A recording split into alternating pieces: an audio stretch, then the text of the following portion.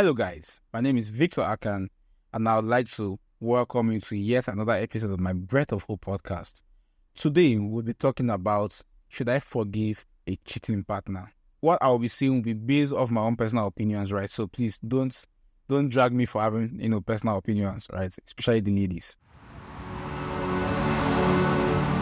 First of all, I will start with what is cheating. People define cheating across different levels. Some people might argue that, having some sort of emotional connection and exploring that emotional connection isn't cheating. Some people might argue that, flirting with somebody else isn't cheating. Some people would term the only kind of cheating to be one that involves sexual activities, right? But I personally believe that, anything that you have that is supposed to be exclusive only to a certain individual, right, in a romantic relationship, that you share in a non-exclusive way to someone else should be termed as cheating. Now, there are different levels of cheating, right? Cheating is cheating, but there are different levels in the sense that they have different consequences. So it's more like the slang that says sin is sin, right? So the person that lies and the person that kills have both sinned. However, you would agree with me that the consequences of both sins are not the same. And so even though in the court of law, you have defrauded the person or you have killed, even though in the sight of the court of law, you have broken the laws on both ends, but the consequences as a result of what you've done, the punishment is usually heavier. One is heavier than the other. And so I personally believe that, sharing emotional connection with somebody can be termed cheating, I don't think it carries the same level of offense as, say, you went all the way. Forgiving a cheating partner now will stem from a series of, first of all, different levels of cheating. Secondly, a series of, say, commitment level, or let's say from, say, a dating relationship to, let's say, a marriage. You're engaged, a marriage, whatever. Now, should you forgive a cheating partner? Are you a bad person for forgiving a cheating partner, or are you a fool for forgiving a cheating partner? I don't think so. Are you also a fool for walking out of someone who cheated? I also don't think so. Like I said, it's down to personal preference, what you think you can handle, what you think you cannot handle. Some women would be willing to forgive cheating partners, others would not. And that's actually okay. Now, why I might not be able to tell you if it's wrong or right, I would definitely be able to give you possible consequences of both choices. After giving you my personal preference, I also give you possible consequences, of not following my personal preference, right? Now, let's divide it based off gender, right? But before I do that, I would like to say that I love how women, are demanding more from men. So, for instance, in the older generation, women were more accepting of men being cheats. A woman would say something along the lines of, boys will be boys, he's a man after all, and things like that. And that encouraged men to cheat without necessarily putting a leash on their, vows and their bad behavior, right? And so recently, newer generation has come, and they are demanding more from men, right? I think that this is very important because, even though you still have men who would cheat, right? But they are not doing with the level of disrespect as, say, the older generation did. And it's like giving a baby free access to candy and saying the baby will be a baby. The baby will abuse it more than, say, you give that same baby with some level of restriction. I don't know if you get what I'm trying to say. Right, where there is expectation and demands, people would naturally tend to perform better. Okay, and so I think that women, refusing to settle for less is a good thing in the sense that it makes men more conscious that, okay, this thing I cannot just do it anyhow. I shouldn't do it. Right now, to the bone of contention. Now, I think that men should forgive. And this is why I think that men should forgive. Right. I understand that we live in a society whereby it is easier for women to forgive cheating than for men to forgive cheating, right? And I don't know if it's down to social conditioning. I can't exactly place the reason. But I do think that men should also be willing to forgive. Again, I said if you're not able to, it's your personal preference. I'm just giving my personal opinion. Now, and this is the reason why I think men should be able to forgive. for the longest time, women are always able to move past it. Women are always able to move past men's shortcomings, try to work things out, and so on and so on, right? I think that a man who has cheated on his wife 5-10 times, a couple of times, basically, and then the wife, has shortcomings, and then the man is saying that he wants to walk away from the marriage. But in your heart, even though you've not been caught, in your heart that you have been cheating all this while, but you're not willing to extend the same level of grace that you want somebody to extend to you. I think it's actually very hypocritical, right? When knowing that if you're the one that was caught, you'll be more willing, or you'll be more expectant that, the person came around, right? And so I think that over time, women have endured this thing long enough. I think that men should be more accommodating, right? Maybe men will not be as accommodating of women, but accommodating is the wrong word. But accommodating means that you're encouraging the person to keep doing it. But men should be more forgiving towards it, and men should learn to also fight for their marriages, basically, right? I mean, what's good for the goose is good for the gander. Okay. Now, should women forgive cheating? I think for women's own and for men's own too, this is not to say that when a woman just cheats, you just forgive and you just let go. No. This is to say that if it's a one-time occurrence, right, then ask questions, get closure, go through the healing process, which I would explain later. But, you must understand why she did it. I mean, is that you are not giving her attention. That might not necessarily be your fault, right? She still has the parts. She still has the larger portion to blame in the sense that she lacked self-control, right? At the end of the day, regardless of what you're not getting for your partner, you made a commitment, you made a vow, and you should uphold to that vow, right? So that's not to say that it's your fault, but that's to say that as she works on her insufficiencies, you guys can also try to close loopholes that encourages further mess-ups in future. Do you understand?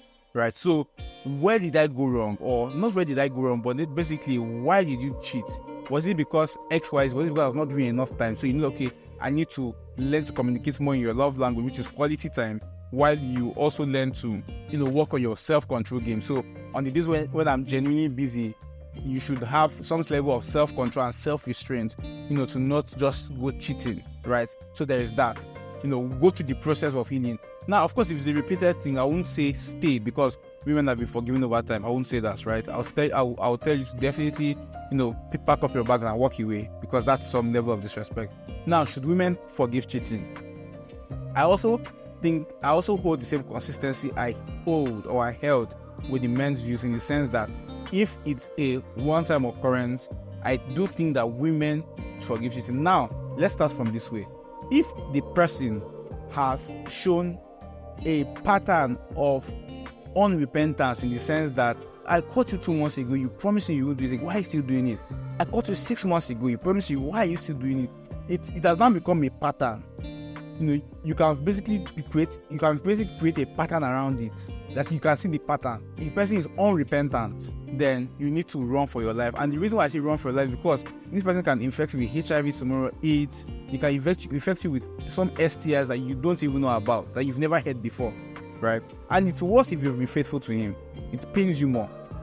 So it's very important that you run for your dear life, because this person is never going to change until he kills you, most likely. If this person did a mess up, let's say a mess up that even surprised you because you didn't expect such from him, I think that you guys can walk through it, in the sense that go for couple therapy, counseling. You get closure. Why did you do it? What can we work on? Even as you work, same rule applies. Even as you work on your self-control, on your self-restraint game, how can we tighten those loopholes to ensure that this thing does not happen again? Things like that. Now, in some cases, there is really nothing that you could have done. It's just the guy, right? But in some other cases, there are things that you can work on. Ask those questions, go through those processes for healing, and things like that. Another reason why I think that women should be willing to forgive cheating, I think it's more imperative, in my personal opinion, for women to forgive cheating than men, is because of social conditioning. And what this means is that women love to marry up, men love to marry down. So What that looks like is that if you tell a lot of ladies, now of course I know there are exceptions to the rule, but if you tell a lot of ladies that can you marry, let's say the lady is 30, can you marry a guy that is 25? Or let's say the lady is 33, can you marry a guy that is just starting his career, he's 27 years old, he's 26 years old? A lot of them will say no. Why? Women always want somebody to look up to. A lot of times, not all women, but a lot of women always want somebody that they can look up to. So you hear women say things like, he has to be taller than me, he has to be older than me, more experienced in age, more advanced. Some women even go as far as saying that I want him to be more sexually experienced than me, so he can show me the way. Some women will also say, things like, I want you to be richer than me, more advanced in his career than me. And some women might not mind some of these things, but a lot of women mind most of these things, especially age in Africa. Age, height, a lot of women want their men to be taller. When you draw a picture of all of these things that you want him to be more than this for you, more than that for you, it is a sign that you're trying to marry up. You're trying to marry a man that has, experienced more, that is richer than you. It's a sign that you want somebody that is greater or better than you. And so, because men love to marry down, men want to marry women that are younger than them a lot of times, that are, fresher. And so, men want to go for ladies that are way younger or relatively younger than them. A lot of other things. A lot of times, men also want to go for women that they are richer than. And so, when your husband, has misbehaved, which he shouldn't have, to be honest, and you now want to leave, let's say you're in your mid-30s, the truth of the matter is that when you leave that marriage, or if you eventually leave that marriage, your selection pool is not as big as it was when you got married. Let's say you got married at 24, 25. Your selection pool has gotten considerably smaller, because first of all, the number of useless men that are out there in this world are plenty, right? And secondly, the older a man gets, the slower or the smaller that selection pool now becomes.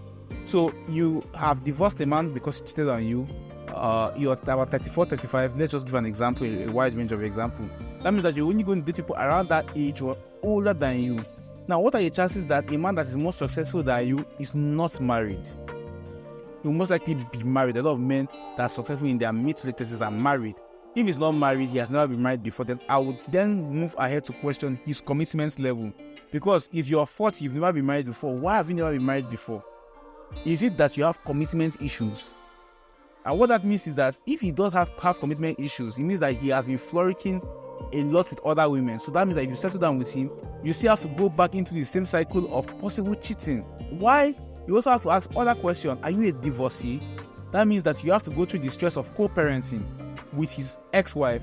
If you had children with your other husband, you have to co-parent on both sides. So you have to take that into account. You have to take a lot of things into account. But the fact remains that the dating pool is considerably smaller.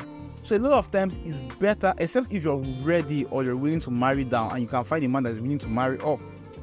But a lot of times your selection pool becomes so small that if you are not careful, you might end up leaving your husband who cheated on you to go and become a side chick to another married man, which doesn't make any sense to me. And so these are some of the factors that you have to consider, which is why I said I'm going to give my personal opinion, but I'm also going to give you consequences on both ends, right? And to be fair, I think that men have a more privileged position in this area, in the sense that, and sometimes it looks unfair, but I understand why it is the way it is. And that's because a lot of times when men are fighting and struggling hard to be at a higher level than women, so that a lot of women will want to marry up and choose them, a lot of times men have to deal with some of these pressures, some of these difficulties, right? But then the table is now to the favor of men when it now comes to, this issue I just spoke about.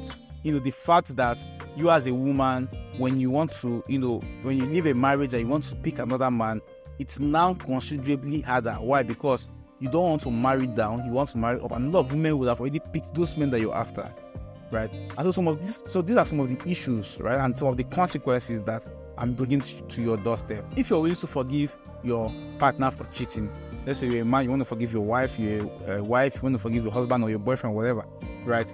I'm going to be outlining some of the steps that you can take on your road to forgiveness in next week's episode. Why not stay tuned with me? Have a lovely day. Bye.